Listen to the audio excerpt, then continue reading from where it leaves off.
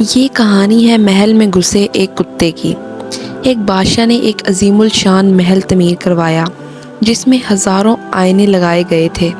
ایک مرتبہ ایک کتا کسی نہ کسی طرح اسی محل میں جا گھسا۔ رات کے وقت محل کا رکھوالا محل کا دروازہ بند کر کے چلا گیا، لیکن وہ کتا محل میں ہی رہ گیا۔ کتے نے چاروں جانب نگاہ دوڑائی تو اسے چاروں طرف ہزاروں کی تعداد میں کتے نظر آئے۔ اسے ہر آئینے میں ایک کتا دکھائی دے رہا تھا۔ اس کتے نے کبھی اپنے آپ کو اتنے دشمنوں کے درمیان پھنسا ہوا نہیں پایا تھا۔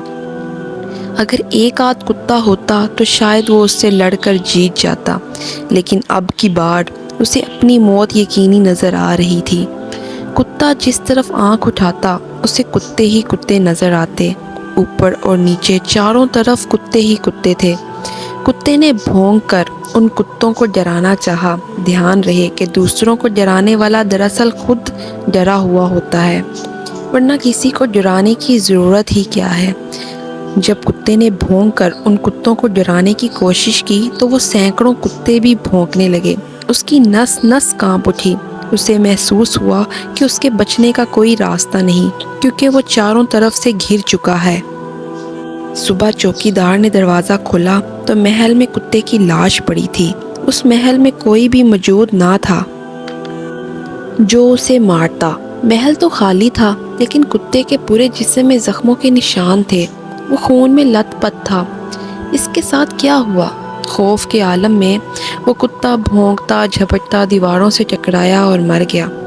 تو دوستو، ہمارے سارے تعلقات سبھی حوالے آئینوں کی مانند ہیں۔ ان سب میں ہم اپنی ہی تصویر دیکھتے ہیں۔ نفرت سے بھرا آدمی یہ دیکھ رہا ہوتا ہے کہ سب لوگ اس سے نفرت کرتے ہیں۔ لالچی آدمی کو یوں معلوم ہوتا ہے کہ سب اس کو لوٹنے کے منصوبے بنا رہے ہیں۔ وہ اپنے لالچ کی تصویر دنیا کے آئینہ خانے میں دیکھتا ہے۔